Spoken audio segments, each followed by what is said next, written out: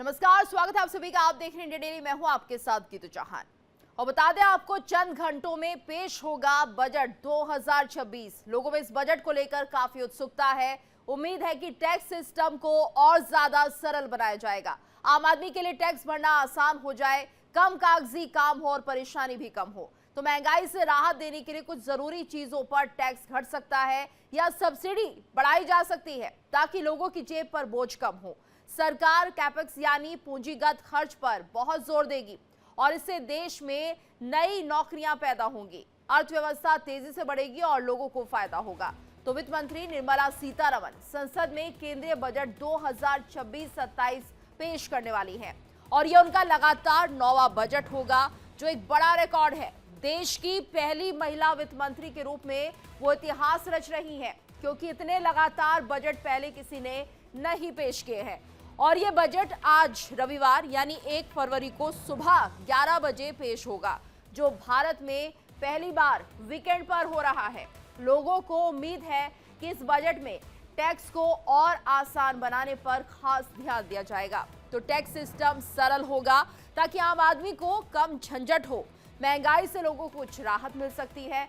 Budget में आम आदमी, किसान, महिलाओं, युवाओं और टैक्स पेयर्स के लिए कई खास ऐलान कर सकती है वित्त मंत्री।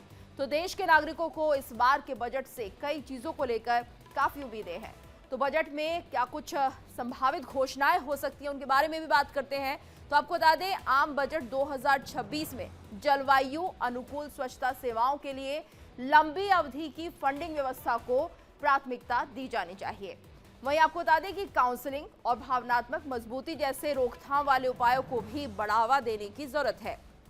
तो ऐसे में गिग वर्कर्स के लिए खास हो सकता है ये बजट, इस तरह के आकलन भी लग रहे हैं। वहीं पब्लिक ट्रांसपोर्ट के लिए बड़ी पहल की जा सकती है। फंडिंग इकोसिस्टम पर फोकस किया जा रहा है। वहीं वित्त मंत्री बदल सकती हैं 75 साल पुरानी परंपरा। तो बहुत कुछ रहने वाला है इस बजट में। सबको उम्मीदें हैं, क्या कुछ खास उनके लिए रहेगा, सब पर इसकी नजर लगातार बनी हुई है। और ऐसे में देखना होगा वित्त मंत्री जब 11 बजे बजट पेश करेंगी तो किसके खाते में क्या जाता है, टैक्स पेयर्स को कितनी राहत मिलती है, क्योंकि कयास तमाम तरह के लग रहे हैं। तो बड़ी राहत की उम्मीद इस बार दिखाई दे रही है।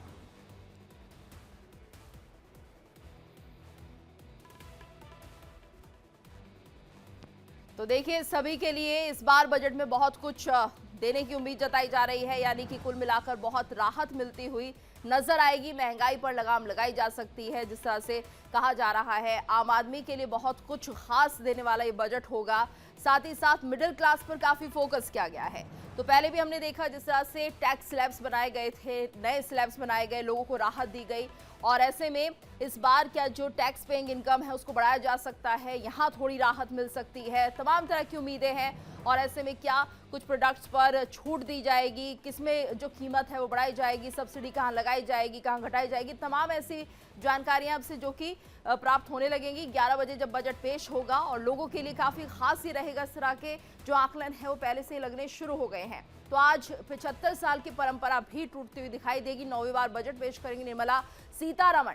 तो ऐसे में बहुत कुछ खास इसमें रहने वाला है। और युवाओं को, महिलाओं को क्या कुछ मिलेगा, सबकी निगाहें इस पर लगी हुई हैं। क्या महिलाओं को थोड़ी राहत मिलेगी, क्या उनकी रसोई का बजट थोड़ा कम होता हुआ दिखाई देगा। ये तमाम ऐसे पहलू हैं जिन पर कि अभी सिर्फ कयास लगाए जा रहे हैं, लेकिन राहत मिलेगी ऐसा जरूर लग रहा है।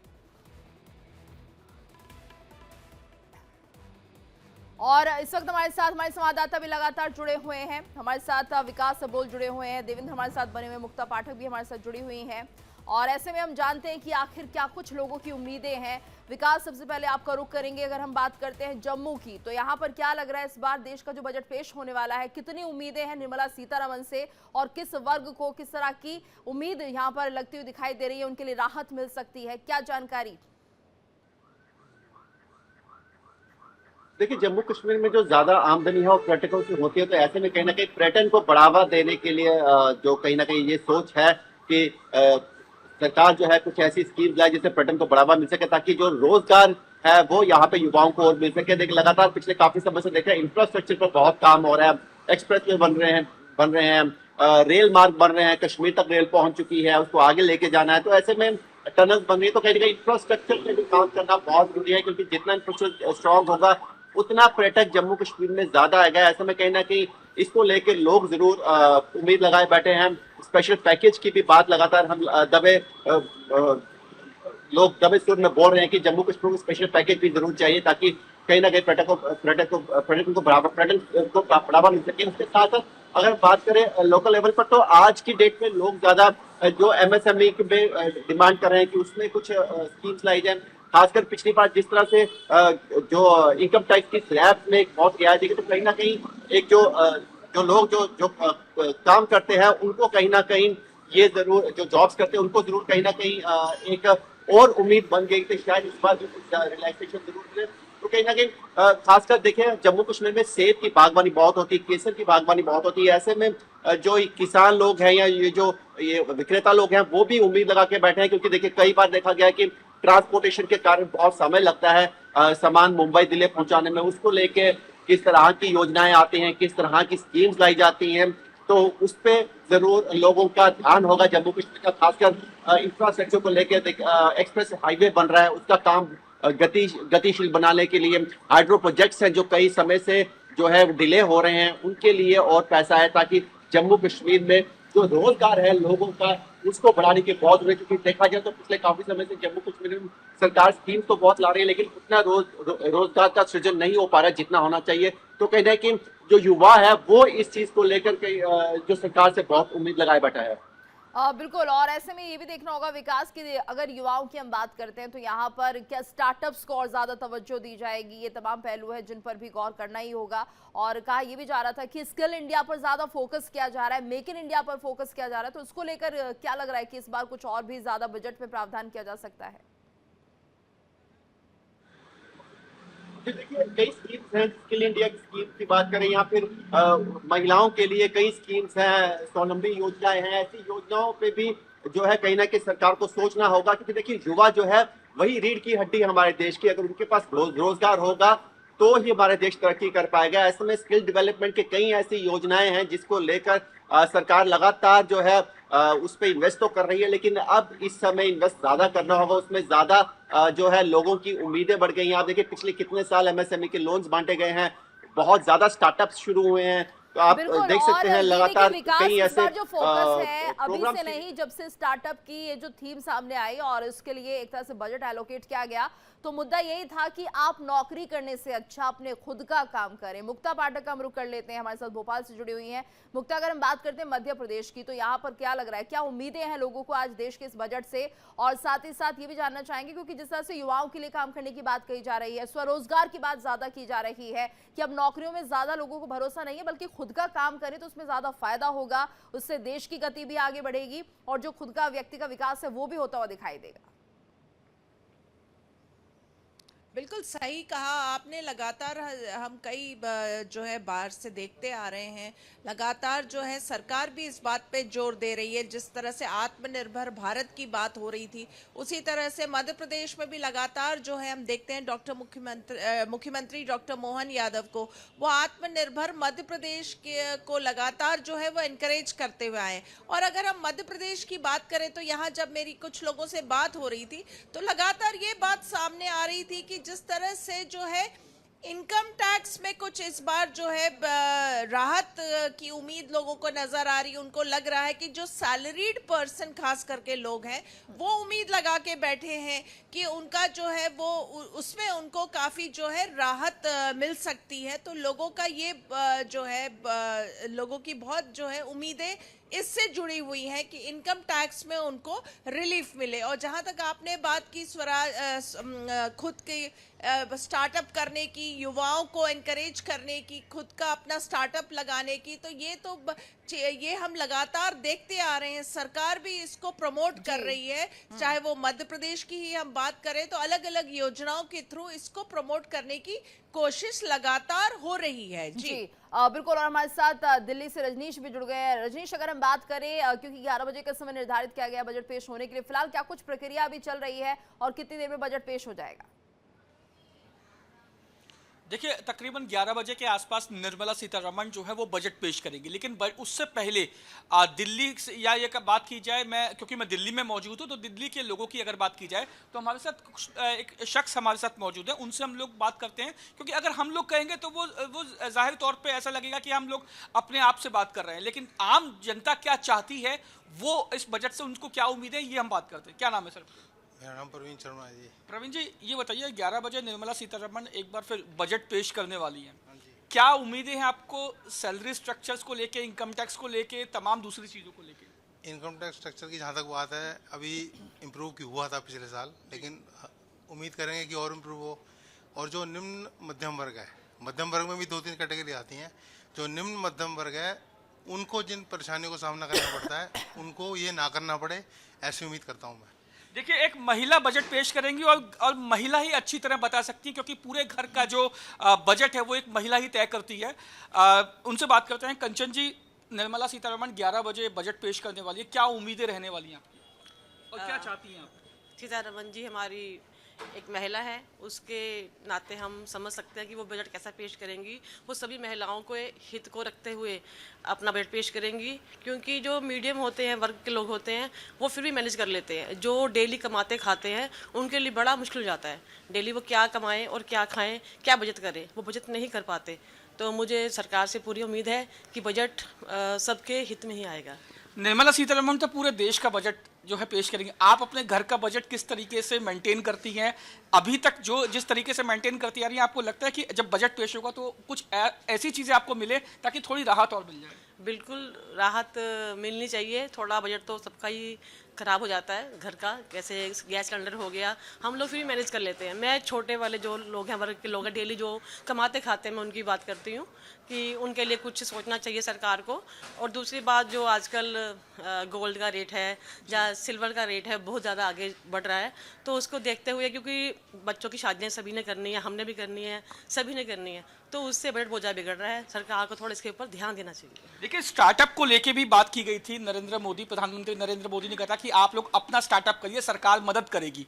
तो उसमें युवाओं को आगे आने की बात की थी। इनडायरेक्टली ये कहा गया था कि नौकरी छोड़ के आप अपना बिजनेस कीजिए, ताकि हम मेक इन इंडिया और मेड इन इंडिया को आगे ले जा सकें। अच्छी बात है, अगर make in India, made in India product होंगे तो हमें इम्पोर्ट नहीं करना पड़ेगा, एक्सपोर्ट हमारा ज़्यादा होगा, इससे हमें फ़ायदा ही होगा।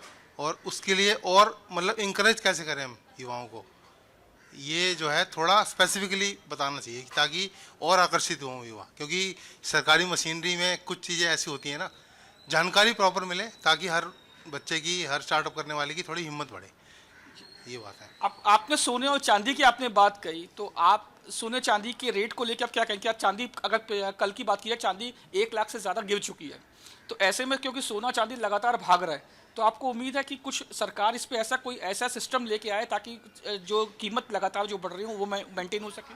बिल्कुल हम उम्मीद करते हैं सरकार से कि थोड़ा इस पे कंट्रोल किया जाए, ताकि जो आगे हमारे अपने बच्चों की शादियां करनी है, कोई फंक्शन होता है, तो गोल्ड की चीज़ बनानी पड़ती है, तो थोड़ा उसको सभी को राहत मिलेगी।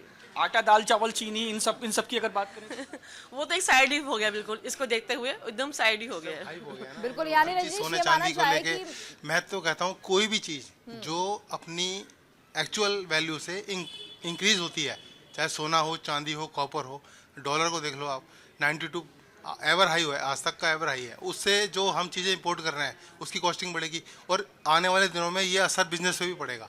बिजनेस पे पड़ेगा तो जो बिजनेस में लोग काम करते हैं उन पे भी पड़ेगा। देखिए, साफ तौर पे जो मध्यम वर्ग के लोग हैं, जो दिल्ली के रहने वाले लोग हैं, उनका क्या उम्मीदें हैं निर्मला सीतारमण से इस बजट को लेके, ये उन्होंने अपनी राय रखी। अब जब 11 बजे निर्मला सीतारमण बजट पेश करेंगी, तो उसके बाद ये देखने वाली बात होगी कि इस बार बजट में निम्न वर्ग या मध्यम वर्ग या जो उच्च वर्ग है, उनके लिए अलग अलग कैटेगरी में क्या क्या चीजें उनके पिटारे से निकलती है। और लोगों को बहुत उम्मीदें हैं, और खासतौर से सोना चांदी ज्यादा परेशान भी कर रहा है, ये हम समझ पाए हैं। महंगाई से भी थोड़ी सी समस्या है, लेकिन इस वक्त जो सबसे ज्यादा जो रेट्स बढ़े हुए हैं वो है सोने और चांदी के। वही आपको बता दें कि क्या कुछ मिल सकता है, अपने दर्शकों को ये जानकारी दे दे। देखिए, आईटी से जुड़े फैसलों पर थोड़ी राहत मिलेगी, मिडिल क्लास को टैक्स स्लैब में राहत की उम्मीद है, और इसके साथ साथ अगर हम कहें नई टैक्स व्यवस्था को और ज्यादा राहत भरा बनाना भी संभव है, तो कुल मिलाकर इसकी भी उम्मीद है। एआई पर भी अहम ऐलान संभव है, ये भी जानकारी सामने आ रही है। तो क्या कुछ मिल सकता है ये बता रहे हैं। कृषि सेक्टर में भी अहम ऐलान हो सकते हैं, इस पर भी सबकी नजर टिकी हुई है। तो हेल्थ केयर सेक्टर में सरकारी खर्च में बढ़ोतरी की जा सकती है, लोगों को यहाँ थोड़ी राहत मिल सकती है। डिफेंस में स्वदेशी उत्पादन को बढ़ावा संभव है, इसके लिए बजट दिया जा सकता है। तो इंफ्रास्ट्रक्चर प्रोजेक्ट्स को नई रफ्तार की उम्मीद यहाँ पर जताई जा रही है। बहुत कुछ नया होने वाला है। तो रियल एस्टेट सेक्टर में सस्ती ब्याज दर की उम्मीद जताई जा रही है। तो यहाँ पर देखिए अफोर्डेबल हाउसिंग से जुड़े ऐलानों की आस भी लगाई जा रही है कि किसी भी तरह से यहाँ पर जो है अफोर्डेबल हाउसिंग से लोगों को थोड़ी राहत मिले। आईटी से जुड़े फैसलों पर सबकी नजर बनी हुई है। मिडिल क्लास को टैक्स स्लैब में राहत की उम्मीद दिखाई दे रही है। तो ये तमाम ऐसी उम्मीदें हैं जो कि लोग भी लगा रहे हैं और ऐसा कहा भी जा रहा है कि हो सकता है इस बजट में ये सब राहत मिल भी जाए। रुक कर लेते हैं अनुज का। अनुज देखिए, जिस तरह से हम देख रहे हैं कि लगातार लोगों को बहुत उम्मीदें हैं कि इस बजट से उन्हें बहुत कुछ मिलना अभी बाकी है, और ऐसे में कह सकते हैं टैक्स स्लैब में राहत चाहिए, महंगाई से राहत चाहिए, और स्वरोजगार के लिए जितना भी और हो सकता है उसको किस तरह से बढ़ावा देना है, इसके लिए भी नई स्कीम्स आनी तय है। तो कुल मिलाकर क्या लग रहा है, आपके आसपास भी लोग होंगे, वो क्या कुछ कह रहे हैं इस बजट को लेकर?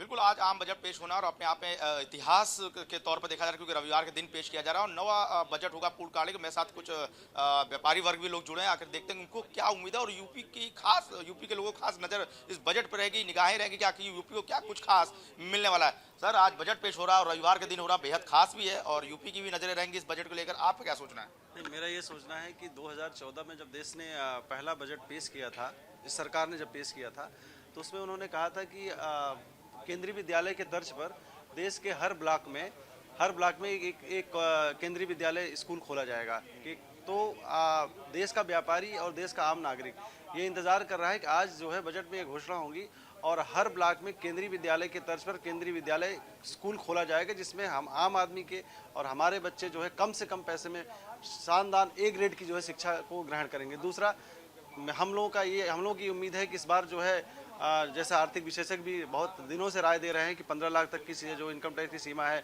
उसको छूट देनी चाहिए। 15 लाख के बाद टैक्स का जो है स्लैब चालू होना चाहिए। उसके बाद जो है सेस की दर को घटाकर 3% से 1% करने की उम्मीद है। उसके साथ साथ टीडीएस में कई तरह के जो है स्लैब हैं उसको घटाकर 2-3 तरह के करना चाहिए। लॉन्ग टर्म गेन जो है 1 लाख की जिसमें छूट है 1.5 लाख की, उसको जो है 5 लाख की छूट करने की उम्मीद है। इसी तरह से देश के व्यापारियों को आयुष्मान भारत से जोड़ने की अपील है, देश की महिलाओं को आयुष्मान भारत से जोड़ने की अपील है। बिल्कुल, ये थे व्यापारी वर्ग जिनका साफ तौर पे कहना है कि देश के लोगों को आयुष्मान से जोड़ने की जरूरत है। आप मेरे साथ आप भी जुड़े हैं सर, लगातार चौथी अर्थव्यवस्था की ओर बढ़ रहे हैं और अगले कुछ हम लोग लेकर चल रहे हैं कि तीसरी अर्थव्यवस्था बनेंगे और 2047 तक का विकसित भारत की दृष्टिकोण से देखा जा रहा है। पर प्रधानमंत्री मोदी बोल रहे हैं रिफॉर्म परफॉर्म ट्रांसफॉर्म की तरह से ये इस बजट को देखा जाएगा। कैसे देख रहे हैं आप? देखिए, ऐसा है कि जो जीडीपी सिर्फ एक नंबर है और जीडीपी हम के पॉइंट ऑफ व्यू से अगर हम चौथी बने या तीसरी बने उससे बहुत ज़्यादा मायने नहीं है। सबसे बड़ी बात क्या है कि हमारा पर कैपिटा इनकम को इंक्रीज करने की ज़रूरत है। तो मेरी माननीय फाइनेंस मिनिस्टर से ये दरखास्त है कि वो जो इनकम टैक्स स्लैब्स है उसमें एक लॉजिकल चेंज करें। जो उन्होंने पिछली बार 12 लाख से कहा कि 12 लाख तक बिल्कुल भी इनकम टैक्स पे नहीं करेंगे, तो वो पार्शियल ट्रुथ था।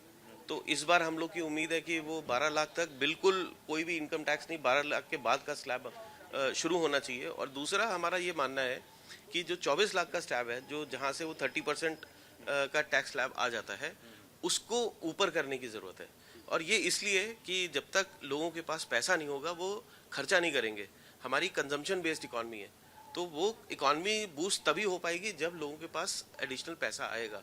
पैसा उनके हाथ में देंगे, खर्चा करेंगे, इकॉनमी हमारी बढ़ेगी। बिल्कुल, मिडिल क्लास और सैलरी क्लास को लेकर भी देखा जा रहा है, उनकी भी बेहद उम्मीदें हैं इस बजट को लेकर। आप कैसे देख रहे हैं मिडिल क्लास, सैलरी क्लास और अन्य वर्ग? मुझे उम्मीद है कि जिस तरह से पिछली बार वित्त मंत्री जी ने सभी के लिए कुछ न कुछ करने की कोशिश की थी, इस बार भी ऐसा ही होगा। विशेष रूप से उत्तर प्रदेश आदर्श व्यापार मंडल वित्त मंत्री जैसे अपेक्षा करता है कि रिटेल सेक्टर के व्यापारी इससे बहुत परेशान है। रिटेल ट्रेड पॉलिसी और ई कॉमर्स पॉलिसी आज घोषित की जाएगी। एमएसएमई सेक्टर को और बढ़ावा देने के लिए एमएसएमई लोन और सस्ते किए जाएंगे। आयात और निर्यात को बढ़ावा देने के लिए दोनों में संतुलन बनाए रखने के लिए सरकार कुछ न कुछ आज करेगी। व्यापारियों को 10 लाख रुपए तक का स्वास्थ्य बीमा मिलेगा। बाजारों के अंदर CCTV कैमरा योजना की हम लोगों ने वित्त मंत्री जी को लिख करके भेजा हुआ है, तो हमको लगता है कि सीसीटीवी कैमरे योजना की भी लिए फंड अलग से रखा जाएगा और अनेक प्रकार की चीज़ें आज देने का काम करेंगे। और हमको लगता है कि जो इनकम टैक्स की जो स्लैब है उसको भी बढ़ाने का काम करेंगे, क्योंकि पिछले बार भी दिल्ली का चुनाव था और इस बार भी 2 राज्यों में और चुनाव है और साथ ही साथ यानी लोगों को कई ऐसा लग रहा है जगह कि जो टैक्स स्लैब है उसमें और एक तरह से व्यवस्था को बढ़ावा दे दिया जाएगा और बेहतर इसे बनाया जाएगा, यानी और छूट मिलनी तय है। इस तरह से लोग कयास लगा रहे हैं। हमारे साथ और भी संवाददाता लगातार जुड़े हुए हैं। रुक कर लेते हैं देवेंद्र सिंह का, जो कि जयपुर से हमारे साथ बने हुए हैं। देवेंद्र, अगर हम बात करते हैं राजस्थान की, तो यहाँ के लोगों को क्या कुछ उम्मीदें हैं इस आम बजट से, क्या चाहते हैं वो लोग? देखिए, देश का सबसे बड़े भूभाग वाला राज्य है राजस्थान और जनसंख्या के हिसाब से भले यूपी हो, लेकिन अगर सबसे ज़्यादा संसाधनों की डाइवर्सिफाई की जो ज़रूरत है वो राजस्थान में मोटे तौर पर पड़ती है, क्योंकि यहाँ पे कई जगह जो जनसंख्या का घनत्व वो बहुत कम है और कई जगह बहुत ज़्यादा है। और इसीलिए पिछले कुछ सालों में जो केंद्र सरकार की ओर से जो बजट आया है, चाहे वो शिक्षा की तरफ से आया है, चाहे वो इंफ्रास्ट्रक्चर, सड़क और विकास की तरफ से आया है, उसमें कहीं ना कहीं एक इजाफा हुआ है और इजाफे की वजह से लोगों की इनकम जो है वो बढ़ने का प्रयास जो है वो सरकार की ओर से किया गया है। इस वक्त अगर राजस्थान में देखा जाए तो पर्यटन योजनाओं को लेकर काफ़ी उम्मीदें राजस्थान इस वक्त लगाया हुआ है। इसके साथ साथ में मेडिकल से जुड़ी जो मेडिकल कॉलेज हर जगह, हर जिले में एक मेडिकल कॉलेज खुले, उनके इंफ्रास्ट्रक्चर को लेकर कहीं ना कहीं जो बजट है उसको बढ़ाए जाने की आवश्यकता साफ तौर पर यहाँ पे दिखाई दे रही है। टूरिज्म को लेकर जो कई प्रोजेक्ट्स हैं जो धार्मिक टूरिज्म के तौर पर कई जगह विकसित की गई हैं, उसमें भी कहीं ना कहीं सेंट्रल के जो बजट है उसको मोटे तौर पर ज़रूरत के आधार पर, आवश्यकता के आधार पर देखा जाता है। इसके अलावा किसानों की आय बढ़ाने को लेकर जो बात हो रही थी, उस किसानों की आय में कहीं ना कहीं किसानों की जो सुविधाएं हैं, सब्सिडी है, चाहे वो खाद को लेकर हो, चाहे बीज रियायत दर पर उपलब्ध हो, चाहे वो दूसरी योजनाएं, फुवारा सिस्टम हो, जिससे पानी का इस्तेमाल जो कम पानी में कहीं ना कहीं जो परंपरागत खेती है उससे बढ़कर अलग जो खेतियां हैं जिनको कैश क्रॉप कहा जाता है, वो मोटे तौर पर आए, ये एक मोटे तौर पर जो लोगों की उम्मीद है। हमारे साथ कुछ युवा भी यहाँ मौजूद हैं, उनसे भी हम बात कर लेते हैं कि वो युवा क्या सोचते हैं कि किस तरह से आप जब सरकार बजट पेश कर रही है, क्या उम्मीदें युवाओं को लग रही है? आप बताइए, क्या उम्मीदें आपको लगती है कि युवाओं को क्या पेश, किस तरह की चीज़ों को आपको लगती है? देवेंद्र जी, बिल्कुल, और कहा तो जा सकता है युवाओं के लिए कहीं ना कहीं इस बार बहुत कुछ खास रहने वाला है, खासतौर से स्टार्टअप को लेकर, स्किल्ड इंडिया को लेकर। हो सकता है कि बजट में थोड़ा सा और बढ़ोतरी की जाए। हमारे साथ रजनीश भी जुड़े हैं दिल्ली से। रजनीश, तो देखिए, जिस तरह से आप बता रहे हैं कि यहाँ पर जो सभी वर्ग के लोग मौजूद हैं उन्हें कम से कम महंगाई से राहत चाहिए, और अगर बात करें सोना चांदी की तो उसके दाम जो बढ़ रहे हैं उसको लेकर थोड़े चिंतित हैं लोग। साथ ही टैक्स को लेकर भी कह रहे हैं कि थोड़ी राहत उन्हें और मिलनी चाहिए। और क्या कुछ कहना है यहाँ के लोगों का?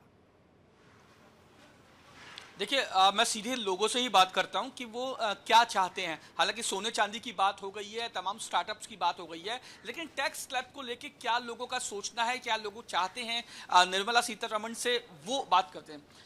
सर, क्या आपको लगता है कि टैक्स का जो स्लैब है उसे और बढ़ाने की ज़रूरत है, ताकि आम जन के हाथ में पैसा आए? पैसा आएगा तो खर्च होगा तो इकोनॉमी बढ़ेगी। सही बात है, थोड़ा उम्मीद और करेंगे कि धीरे धीरे करके जो है, जो अगर आम वर्ग को राहत मिलेगी तो वो पैसा खर्च होके सिस्टम में ही आएगा। कितना आप उम्मीद कर रहे हैं कि इस 20 लाख 25 लाख या कितनी आप एक्सपेक्ट कर रहे हैं कि इस बार इतना हो सकता है या 15 लाख हो सकता है? कितना एक्सपेक्टेशन आपकी है? मेरे एक्सपेक्ट करने से तो होगा नहीं, लेकिन धीरे धीरे करके जिस तरह पिछले सालों में धीरे धीरे इम्प्रूव हुई है, इस तरह धीरे धीरे इम्प्रूव और हो, ताकि सिस्टम में और पैसा आए।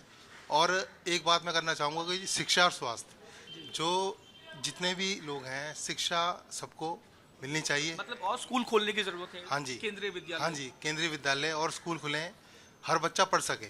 और जहाँ तक बात है स्वास्थ्य की, तो सबसे बड़ा डर हर आदमी के मन में ये होता है कि हॉस्पिटल में जाएंगे बिल बढ़ जाएगा। तो मतलब स्वास्थ्य के प्रति आम आदमी निश्चिंत रहे, मतलब उससे इतना विश्वास हो कि सरकार मेरे लिए ऐसा करे कि कल को मैं बीमार हो जाऊँ तो मुझे दर दर भटकना ना पड़े। मतलब कंचन जी, आपके हस्बैंड नौकरी करते होंगे, सैलरी लाके आपको देते होंगे, अभी तक जो सैलरी देते हैं, क्या आप उम्मीद करते हैं कि टैक्स स्लैब में ऐसा बदलाव हो कि उस सैलरी में कुछ 5-7 हज़ार रुपये और बढ़ के मिल जाए आपको? बिल्कुल चाहूँगी, बिल्कुल चाहती हूँ, ऐसे जैसे आपने कहा है ऐसे ही चाहती हूँ। उन 5-7 हज़ार रुपये का से कैसे क्या करेंगी आप? उन 5-7 हज़ार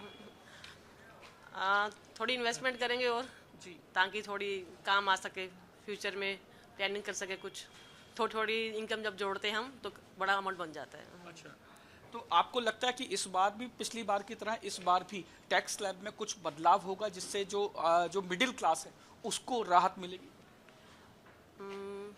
ऐसा पूर्ण विश्वास है कि थोड़ी राहत मिलेगी। थोड़ी राहत मिलने की उम्मीद है। अच्छा, एक चीज़ बताइए कि आप बिजनेस करते हैं या आपका अपना जो मैं इंपोर्ट फर्म में जॉब करता हूँ। आप जॉब करते हैं, तो अभी तक सैलरी का आप टैक्स स्लैब में है या नहीं है? नहीं, अभी तक तो मैं नहीं हूँ। अभी तक नहीं है, तो आप चाहते हैं कि टैक्स स्लैब में नहीं, पिछले हाँ मैं जरूर चाहूँगा टैक्स स्लैब में आऊँ, क्योंकि पिछले कुछ सालों में कोरोना और इन चीज़ों को लेके जो हाइक मिलना चाहिए था सैलरी में वो नहीं मिल पाया। इस वजह से मैं चाहूँगा कि मतलब और मौके मिलें, और कोई भी चीज़ अगर अपनी कीमत से बाहर जाती है, मैं सोने चांदी की बात कर रहा हूँ, कॉपर की बात कर रहा हूँ, और भी कई चीज़ें होती हैं। बिल्कुल कई रजनीश, बार यानी नमक के कुल दाम बढ़ जाते मिलाकर ये बात करें महंगाई की, यानी कोई भी चीज अपनी कीमत से ज्यादा जाए तो वो नहीं होना चाहिए, क्योंकि महंगाई एक बहुत बड़ी समस्या है, परेशानी है लोगों के लिए जिनका बजट सीमित है, जिनकी कमाई सीमित है, और ऐसे में राहत ये भी मिलेगी अगर महंगाई पर कंट्रोल कर लिया जाए तो। धन्यवाद करना चाहेंगे आप सभी का हमारे साथ इस पूरी जानकारी को साझा करने के लिए।